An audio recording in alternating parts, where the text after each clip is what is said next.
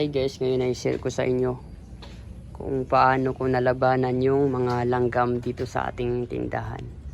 So paano natin sila maiiwasan, paano natin sila labanan na hindi kainin yung mga paninda natin. Ito yung paborito nila, yung mga noodles natin. Yan, paborito nila yan. Binubutasan nila yan eh. Kahit anong gawin mo, mabubutasan talaga nila yan. Nung una bumili ako ng baygon chok.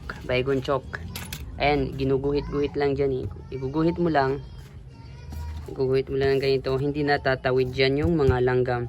Pero isang araw lang yun. Kasi kinabukasan nun, kaya na nila. Kahit anong gawin mo, ilang guhit mo, after isang araw lang siguro, kaya na nilang daanan yung guhit na yan. Kaya na nilang daanan. So useless pa rin, no?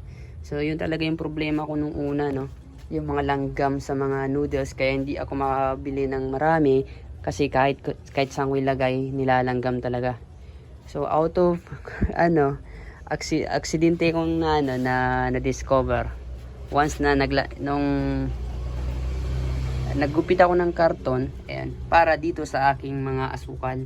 Kasi nilalanggam din yung asukal at mabuhangin. So hindi ko siya pinatungan ko ng karton dito kasi sobrang buhangin yan eh. Kahit ngayon magbuhangin, no? Wala na akong oras para linisan yan eh, kasi kumuha pa ako ng bigas. Ang dami kong binibili. So nung nalagyan ko siya ng karton, napansin ko rin na hindi na siya nilalanggam. Unlike dati na nilalanggam, mga 3 araw nilalanggam na yan.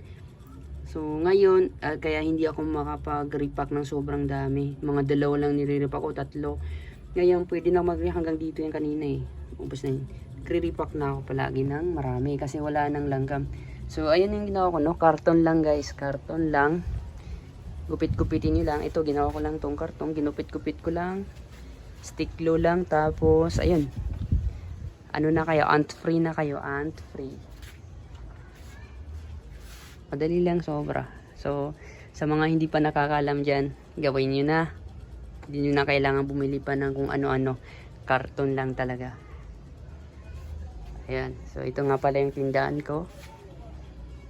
Medyo marami na ngayon. Kasi unlike dati na ang kakonti talaga sobra. Pero ngayon, napadami ko na siya. May itlog ako, 3 tray.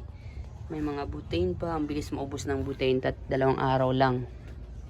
Ubos na siya yung 30 pieces. Chok. Ayan. Saka yung bigas ko, mabilis din maubos yan. Ayan naman yung mga bigas ako. 3 klaseng bigas. Kahit mahal, sige pa rin, ubos pa rin. Ayan, may mga kape ko nandyan, no? Ayan, yung mga sabon. So, ayan lang guys. Karton lang talaga, panlaban sa mga langgam. Bye-bye.